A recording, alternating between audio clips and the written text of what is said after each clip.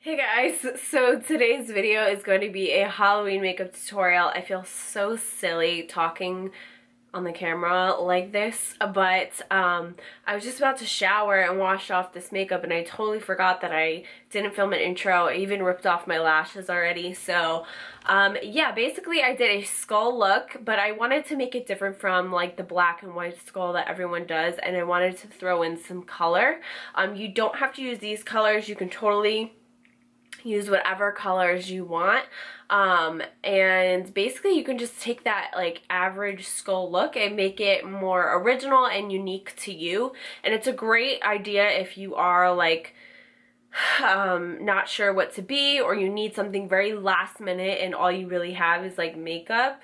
Then you could totally do something like this. I do want to mention my camera does this blurring thing when I film, like it blurs out my face to like make it look super smooth, and on this look it's not the most flattering to have that blurring effect because you want to see the detail. So I will be inserting pictures, that way you can truly see the detail of this makeup.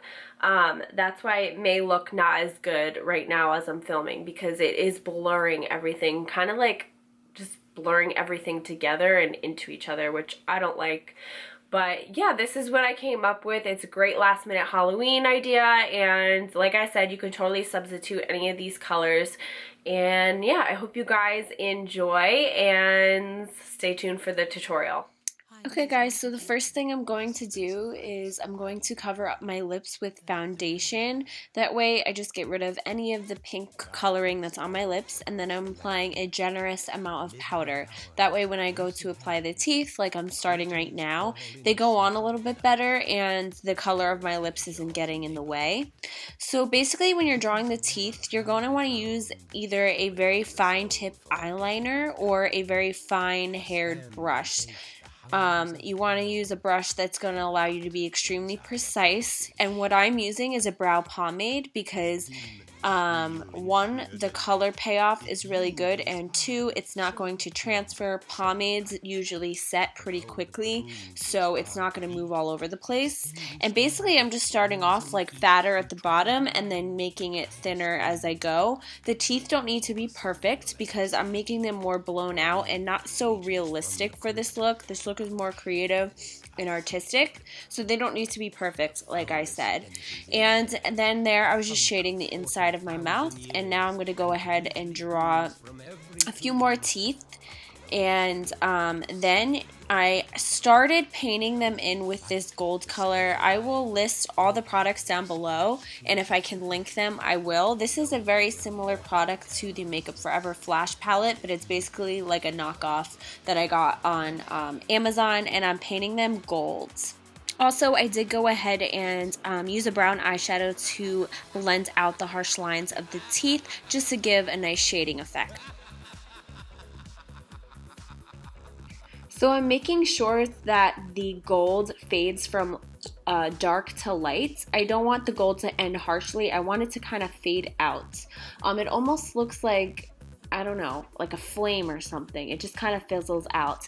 And on top of that gold cream color that I'm using from the Makeup Forever Flash Palette dupe, I'm putting a gold eyeshadow just to make the color more intense. You can use any gold shadow you want, or it doesn't even have to be gold teeth. You could do silver, you can do purple, like whatever you want, and just use this technique. You can substitute colors though. Now moving on to like that jaw part of the skeleton. Now this isn't accurate. I wasn't looking at a real skull. I was just going off the top of my head, and this is not supposed to be like a super accurate skull. It's supposed to be more artistic and creative. And I'm going to take the brown from that palette that I used the gold in, and I'm going to shade the outer parts of this jaw, or whatever you want to call it. And the shading is kind of key in this look, and the only tip I could really give about shading is basically just make sure the outer parts of whatever you're shading is darker, and then it fades into light. That's what gives it that three-dimensional effect, and it takes it from like a basic look to much more artistic and creative, and it just shows your skills a little bit more when you actually take the time to shade everything. And I'm just going ahead and doing this on the other side.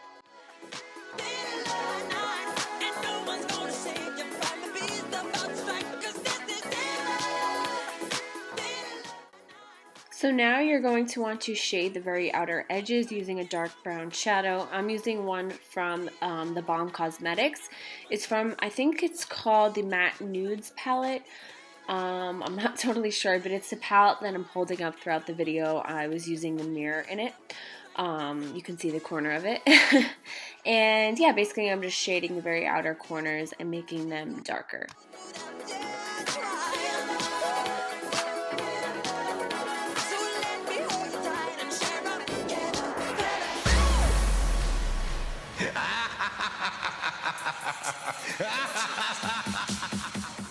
Okay, so now I'm just taking a big fluffy brush and I'm using a very light brown and fading everything out. And like I said before, shading. And I'm just basically diffusing the lines.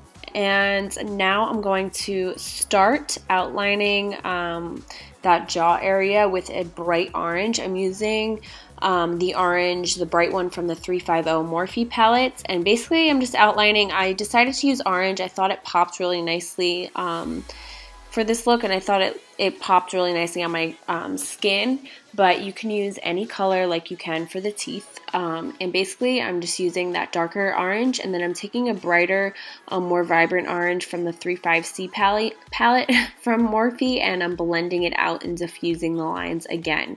And it just kind of gave this pretty cool like fluorescent orange effect. And basically this is just going to add to that artistic, creative part of this look.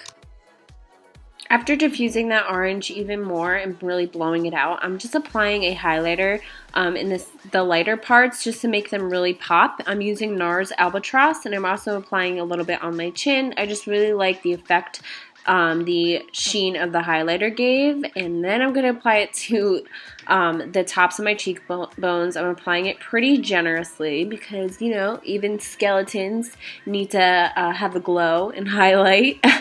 And I'm also now going to start on my nose, and I'm just kind of freehanding this. I'm just really, I don't know, just going with the flow here. I'm using a brown liner by Jordana, and I'm just drawing the nose and making those two little points at the top. Again, I didn't make it perfect. That's not what this look was about. But yeah, now I'm going to fill in the nose with the brown from that palette that I used on the jaw part.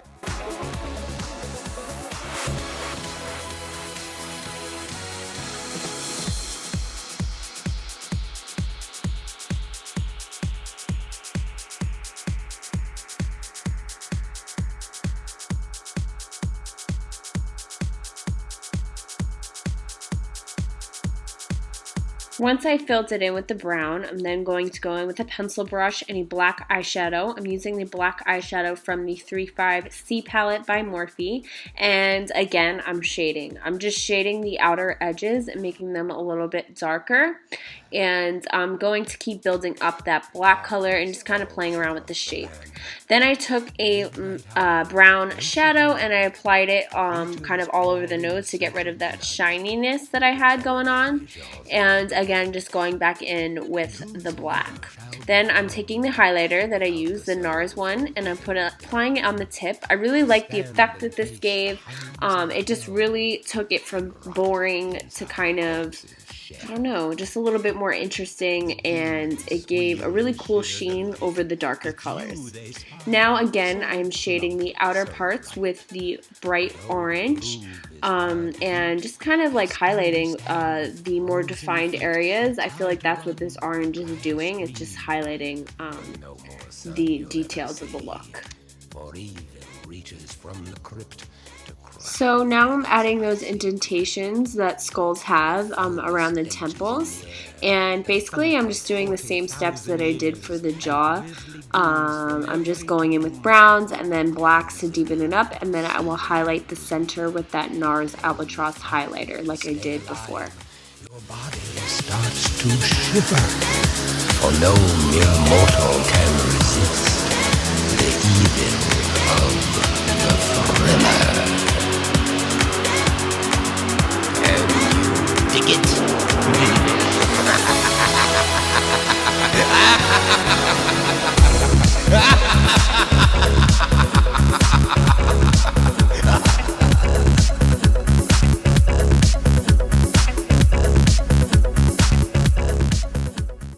So now I'm going to go ahead and add orange to the forehead area. I'm starting off with darker orange and then fading it into a lighter orange, keeping the dark parts on the edges. And then I'm also going to add a little bit of the Nars Albatross highlighter in the center of my forehead to add some dimension.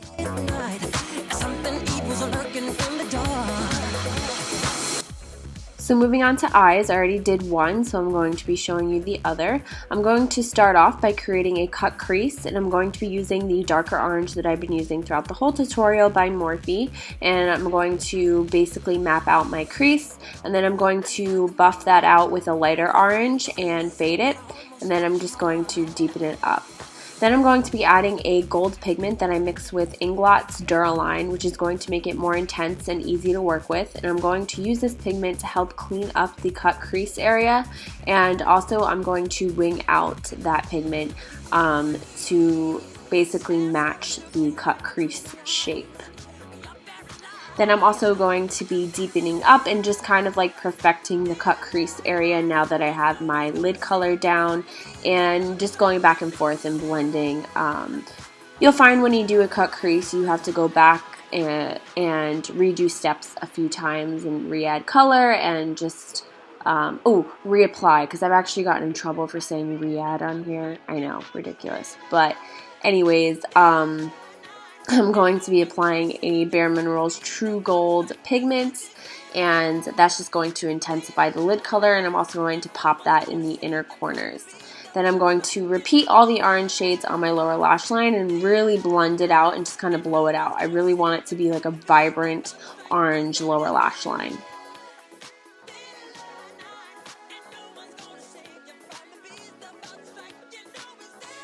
I then decided to add some orange into the mouth area, and basically I just kind of lightly applied the orange in between the teeth. I just felt like it kind of tied the mouth in with everything else, because the mouth was the only piece of this look that was missing that orange effect. And I just applied my lashes. I used these Wet n Wild lashes that had this gold glitter on them. They're really pretty. And now I'm just making these two little like curved lines above my eyebrows. This is going to give that like angry skull look. It's going to make you look angry without actually having to like make a facial expression, basically.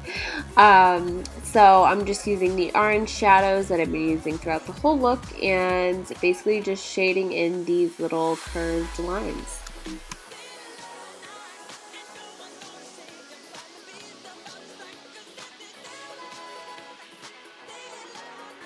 I decided to go ahead and add some cracks. I'm just using a brown liner and some very light pressure and basically just adding random squiggly lines all over the makeup. I just liked the way it looked, and I thought that it was a little extra thing that you could do. So that is it for this tutorial. I hope you guys enjoyed, and maybe you'll give it a try yourselves and add your own little spin to it. I really enjoyed doing this makeup. Keep a lookout for more Halloween tutorials, and I'll see you guys in my next video. Bye!